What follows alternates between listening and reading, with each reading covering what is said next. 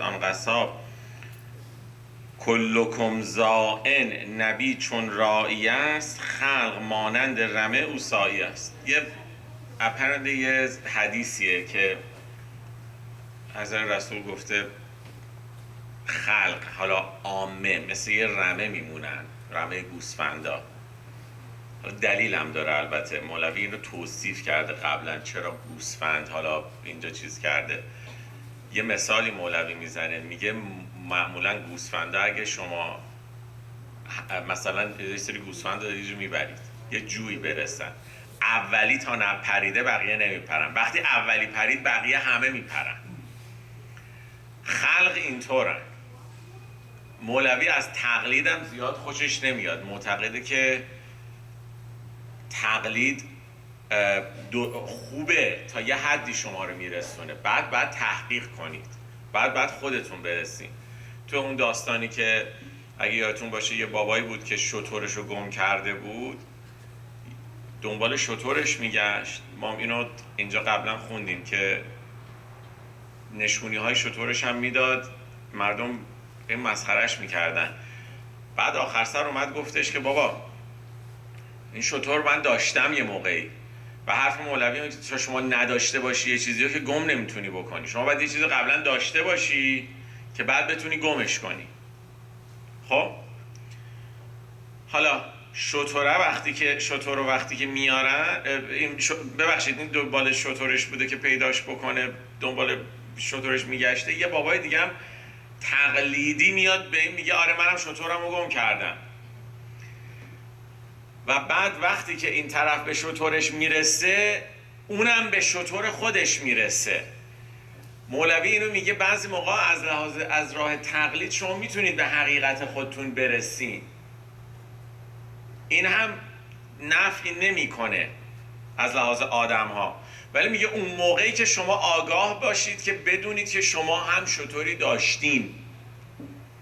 اینجا یه حالتی داره میگه که در حقیقت کثرت ادیان هم مولوی راجبش صحبت میکنه که بابا یه شتر نیست، هر کسی یه شتری داره، ولی اینا آخر سر یه جا میرن. خب از رمه چوپان نترسد در نبرد، لیکشان حافظ بود از گرم و سرد، گر زند بانگیز قهر او بر رمه، دان ز مهر استان که دارد بر همه. اگر هم یه موقع به این گله یه موقع داد و بیدادی میکنه، چوبی میزنه، اینم به خاطر مهریه که به اینا داره، مهربونی داره براشون میکنه. هر زمان گوید به گوشم بخت نو، که تو را غمگین کنم غمگین مشو. حرف حال خودشه، میگه هر زمان هر لحظه این بخت نو، این چیزیه که مولوی بهش رسیده، درسته؟ میگه این بخت نویی که من بهش رسیدم، هر زمان یه چیزی که به من میگه ببین اینجا یه غم جدید بهت میدم، یعنی یه چالش جدید بهت دارم من میدم، تو ناراحت نشو از این چالنجی که میگیری. ما صحبت اینم تو این داستان ها کرده مولوی که excuse me, pardon me, can we still have a class going, so if you can, thank you. هر زمان گوید به گوشم بخت نو، که تو را غمگین کنم غمگین مشو. من اذیتت میکنم، اگه احساس میکنی چالنجی برات میاد، تو ناراحت این چالنج نباش. من تو را غمگین و گریان زان کنم، تا که از چشم بدان پنهان کنم. تلخ گردانم ز غمها خوی تو، تا بگردد چشم بد از روی تو. شنیدی میگن یکی چشم میخوره؟ این چشم خوردنه. این مولوی قشنگ داره اینو میگه. بله، به چشم اعتقاد داره.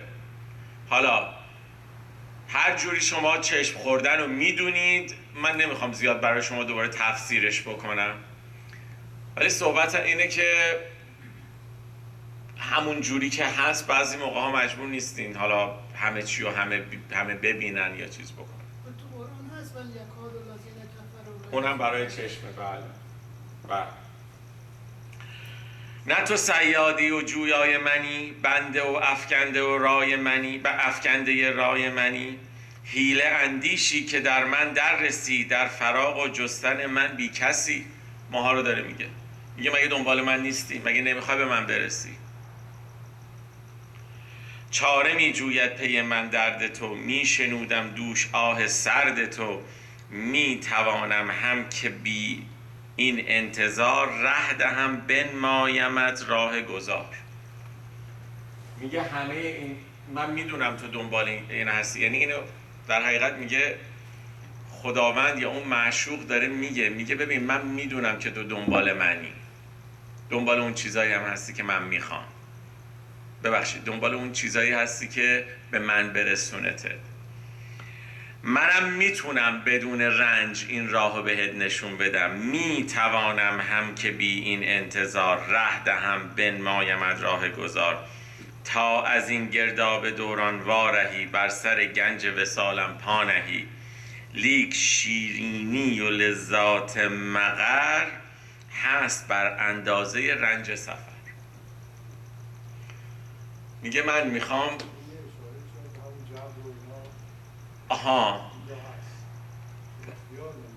آها مرسی خوب شد گفتی. آره من اینو گذاشتم براتون که شما لذتشو ببرید، لذت از این جرنیتون ببرید، از این راهی که دارید میرید لذت ببرید. لیک شیرینی و لذات مقر، مقر میشه مقصد، هست بر اندازه رنج سفر. معمولا سفر شما دارید میرید نصفش واقعا راهشه، حالا اونجا میرسید به مقصدتون، ولی این راهش هم باز یه تعریفی داره دیگه. فلانی رو دیدم بغل دستیم اینطوری بود، کیک اینجوری کرد، بالاخره از همه اینا میگذره. آنگه از شهر و ز خویشان برخوری، که از غریبی رنج و مهنت ها بری. میگه اون موقع از اون شهری که بهش میرسی و به خویشات میرسی لذتت بیشتر میشه و از این تنهایی غربتت هم در میای. باز بر میگرده به غمی که مولوی تمام این داستان رو براش نوشته، غم فراق، غم دوری. حالا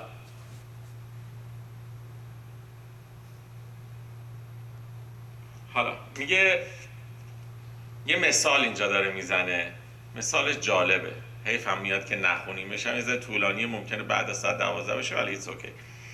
میگه تمثیل گریختن مؤمن و بی‌صبری او در بلا، به اضطراب و بیقراری نخود و دیگر حوائج در جوش دیگ و بردویدن تا بیرون جهت. خب حالا مثال نخود داره واسه ما میاره. بنگرن در نخودی در دیگ چون می جهد بالا، چو شد ذاتش زبون. میگه به یه نخود نگاه کن، وقتی میندازیش توی یه دونه دیگ همچی شروع میکنه بالا پایین پریدن. هر زمان نخود، حالا اینجا فتح هم گذاشته، نخود برآید وقت جوش، بر سر دیگ و برآرد صد خروش. هم میاد بالا وقتی که جوش میاد.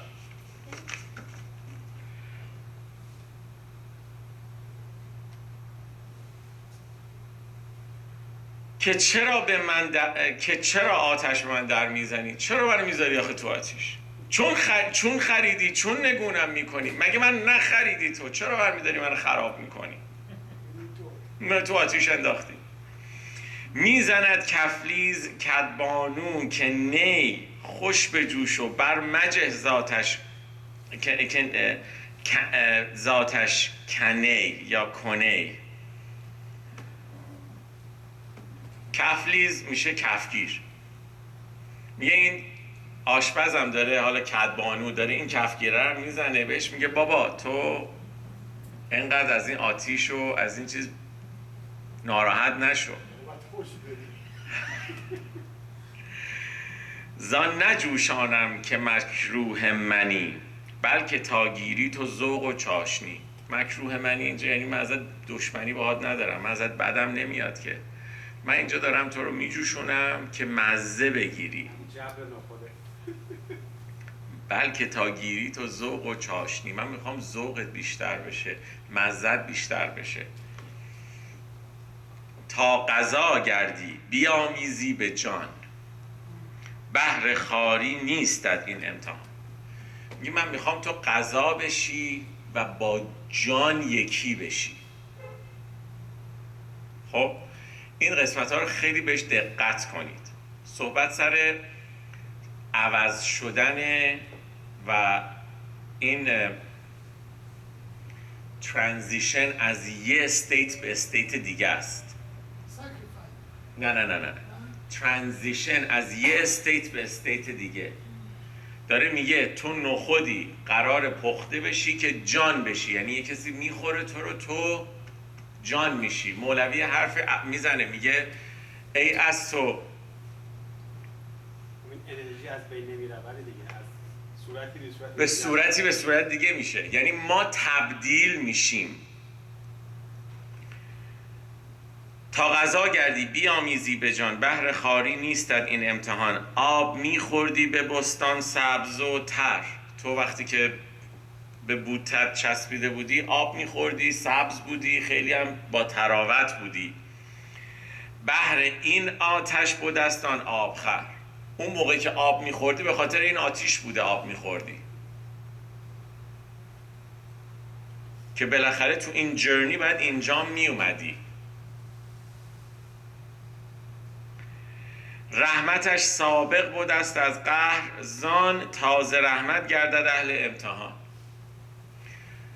حدیثه که میگه خداوند رحمتش بر غضبش سبقت میگیره. این بیت اینو داره میگه این اون معشوق، اون زندگی، اون خداوند رحمتش سابق بوده است از قهر، زان تازه رحمت گردد اهل امتحان. ماها امتحانی که میشیم از مهره، از رحمتشه.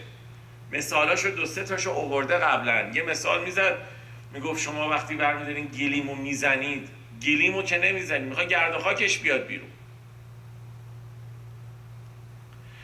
رحمتش بر قهر از آن سابق شده است، تا که سرمایه وجود آید به دست. ما میخوایم به کمال وجودمون برسیم، به خاطر این رحمت خدا جلوتر از غضبشه برای ما. مثلا مولوی غضبی نمیبینه. اگه دقت کنید صحبت غضب هم نمیکنه.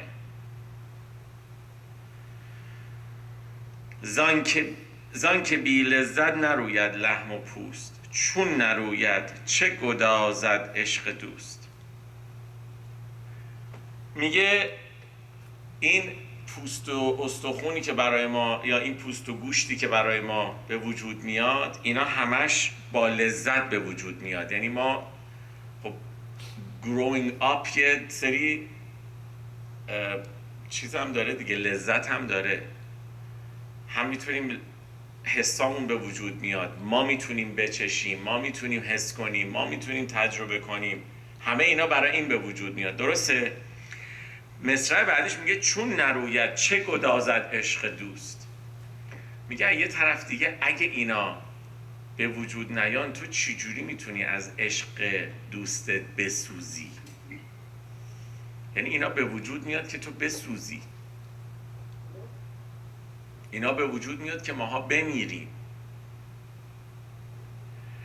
زان تقاضا گر بیاید قهرها، تا کنی ایثار آن سرمایه را.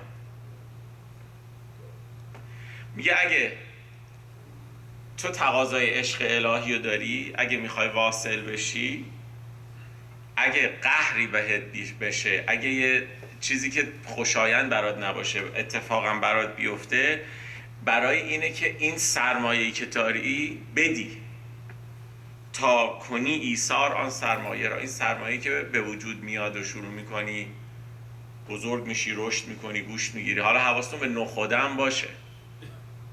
خب باز لطف آید برای عذر او، که بکردی غسل و برجستی ز جو. همیشه بعد از هر سختی یه لطفی میاد. پس تو همیشه آماده فنا شدن باید باشی. غسل کردن یه ترتیبیه که میگن اگه انسان غسل بکنه بمیره، غسل میت دیگه واجب نیست. حالا یا میگفتن کسایی که شهید میشن غسل دادنشون واجب نیست. این صحبت سر آمادگی فنا شدنه.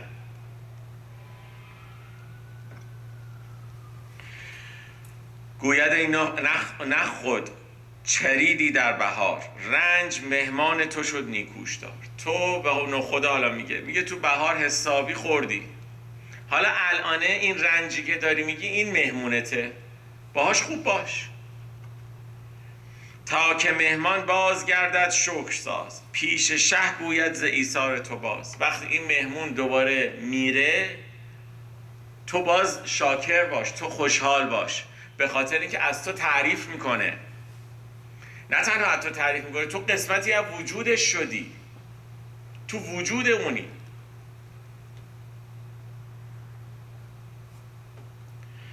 تا به جای نعمتت منعم رسد.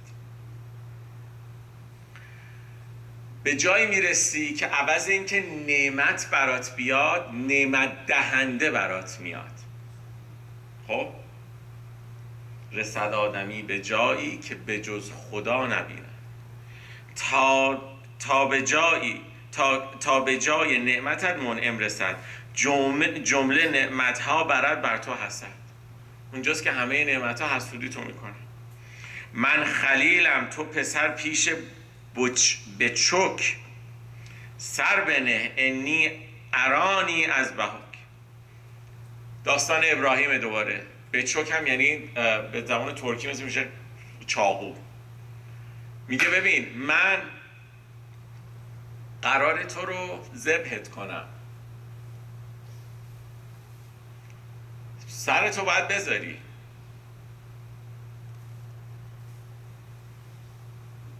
حالا این باز همون با اون داستانی که میگم حضرت ابراهیم در عالم رویا میبینه که اسماعیل قراره ذبح بشه. سر به پیش قهنه دل برقرار، تا ببرم حلقت اسماعیل وار. دوباره گفتم مولوی عید قربان رو دوست داره. مولوی همیشه میگه باید قربانی بشی. بمیرید در این عشق، بمیرید در این عشق، چون مردید همه روح پذیرید. قبول؟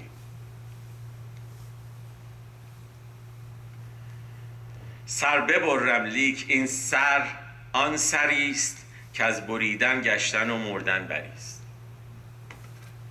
میگه چه سری رو میبرم؟ اون سری رو میبرم که مردنیه، باید از بین بره. به خاطر اینکه سر خود من که یعنی سر که مولوی میگه بی سری خوبه، درسته؟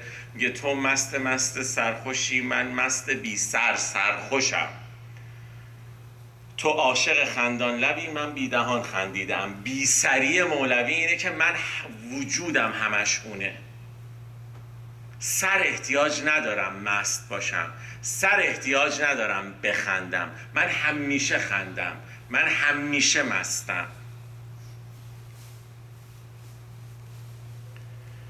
لیک مقصودم ازل تسلیم توست، ای مسلمان باید از تسلیم جست. حالا میگه اصلا معنی این تسلیم شد، معنی این مسلمانی حالا که میگن اینه که باید تسلیم باشی. جالبه، هم میگه اختیارتو دادم، هم میگه باید آشتی کنی، باید با همه این اتفاقایی که با همه این امتحانات آشتی کنی. با امتحانات آشتی کن. تو آتیش رفتی، آشتی کن. بیرون از آتیش اومدی، خوشحال باش. سختی برات اومد، آشتی کن. ای نخود می جوش اندر ابتلا، تا نه هستی و نه خود ماند تو را. میگه انقدر باید بجوشی، این نخود ماییم که دیگه هستید نمونه. هستی نداشته باشی. وقتی هستی نداری یعنی چی؟ یعنی تو تبدیل شدی به یه چیز دیگه، به یه هستی دیگه، به یه استیت دیگه. از بین باید بره، منی نباید باشه. داستان اون عاشقی که میگفت منم، تا موقعی که نگفت تویی راش نداد. گفت بر در هم تویی ای دل ستان، پشت درم تو وایسادی، من اصلا نیستم. اندران بستان اگر خندیده ای، تو گل بستان جان و دیده ای. ببخشید، تو گل بستان جان و دیده ای. گر جدا از باغ از باغ و آب و گل شدی، لقمه گشتی اندر احیا آمدی. شو غذا و شو غذا و قوت و اندیشه ها، شیر بودی شیر شو در بیشه ها. همش داره صحبت تبدیل ها رو میکنه. ما در حال تبدیلیم.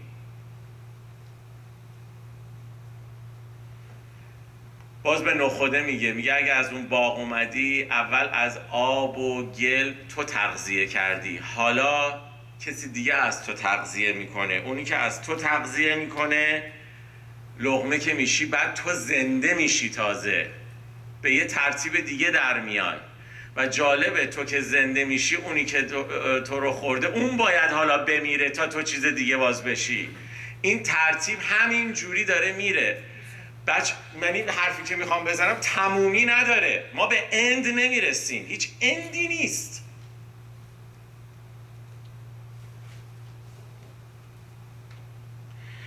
از صفاتش رسته‌ای والله نخست، در صفاتش باز رو چالاک و چست. به ماها داره میگه شماها از صفات خداوند به وجود اومدین. تون اول طبق دین اسلام از دم خداوندیم. ما طبق حرفای بقیه ما جزئی از یک کلیم. همه ی حرفو باز میزنن. ما از اون جز جدا شدیم، درد فراق داریم بر میگردیم به اون کل. از صفاتش رسته والله نخست، اول از صفات خودش بودی، در صفاتش باز رو چالاک و چست. ما دوباره بر میگردیم به همون صفاتی که ازش اومدیم. معنی انا الیه راجعون ما صحبتشو کردیم، نکردیم؟ اگه یادتون باشه اینو زودتر همین تو دفتر سوم ما خوندیم. میگه چی؟ از جمادی مردم و نامی شدم. اول جماد بودم، مردم، نبات شدم. و از نما مردم، به حیوان برزدم. از نبات در اومدم، حیوان شدم. مردم از حیوانی و آدم شدم. پس چه ترسم کیز مردن کم شدم. حمله دیگر بمیرم از بشر، تا برارم از ملائک پر و سر. و از ملک هم بایدم جستن ز جو، کل شیء هالک لا وجهه. بار دیگر از ملک قربان شوم، آنچه اندر وهم ناید آن شوم. پس عدم گردم، عدم چون ارغنون، گویدم انا الیه راجعون. ارغنون یه سازه، میگه همینجور این سازه داره برای من میزنه. ما قرار همه برگردیم، ولی برگشتنمون بازم تمومی نداره. باز دوباره این راهو ما میاییم و میریم.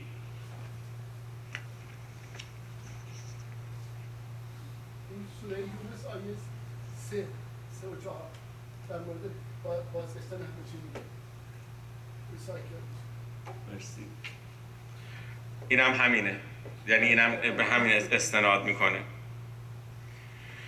زبر و خورشید و ز گردون آمدی، پس شدی اوصاف و گردون بر شدی. آمدی در صورت باران و تاب، می روی اندر صفات مستطاب. جزو شید و ابر و انجم ها بودی، نفس و فعل و قول و فکرت ها شدی. بازم داره صحبت تغییرات، این تبدیل شدن ها رو هی میکنه. و جالبه یه حرف دیگه هم بهتون اینجا بزنم، جزء شید و ابر و انجم ها بودی یعنی جزء خورشید بودی، جزء ابر بودی، جزء ستاره ها بودی. ما پس یه آدم یه موجود یونیورسال میشیم، یعنی وجود ما وجود یونیورسالیه. رینکارنیشن که جزش نیست. صحبتشو الان نکنم. آره.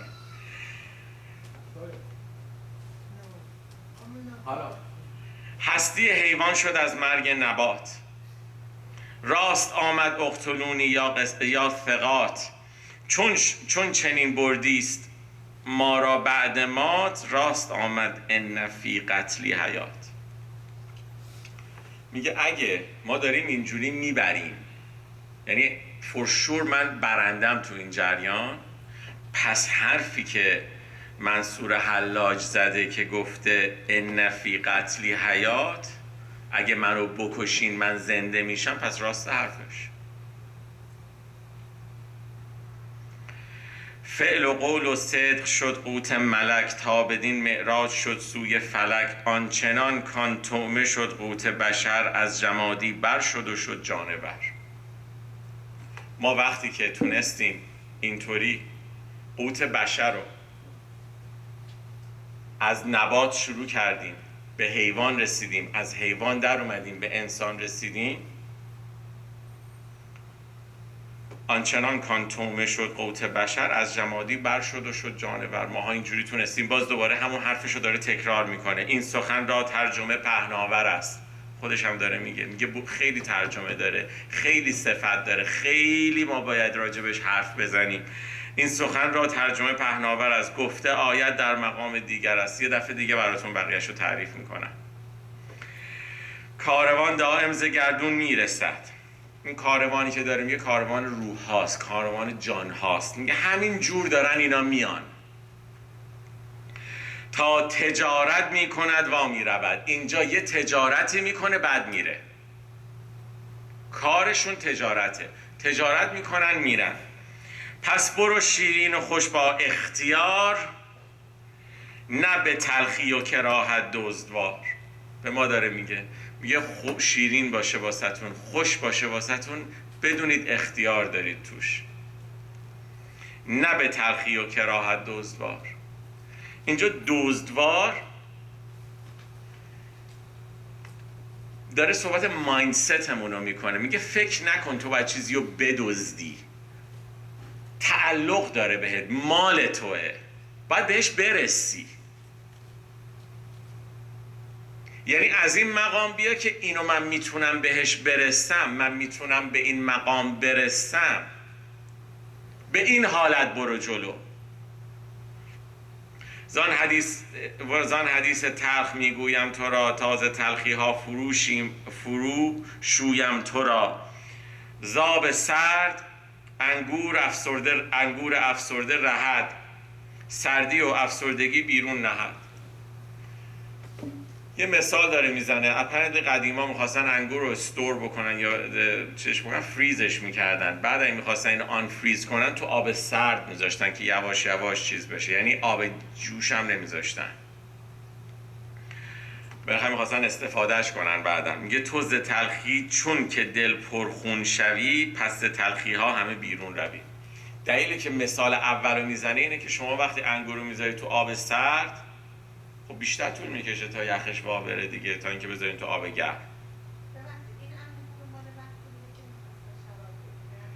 انگور که پلاسیده میشده شراب نمیگرفتن، میذاشتن تو آب سرد، انگور تازه میشده دوباره، بعد مراحل. پس برای من یه مثال دیگه تو این کتاب خیلی جالبه. تو این کتاب مثال راجع به شراب سازی نباشه، راجع به استور کردنش بوده. ایشون نخواسته پس اونو بگه، اونم پس میک سنس میکنه. جان؟ حالا اینجوری که ایشون میگن میشه مثل اینکه چیزش کرد، تو یخ میذاشتنش، تو برف میذاشتنش، بعد میخواستن استفادهش بکنن تو آب سرد میذاشتن و اینو چشم. منم همین فکر رو میکردم. آره. شارح ما اینجا این حرف، این مثال رو زده. حالا اشکال نده.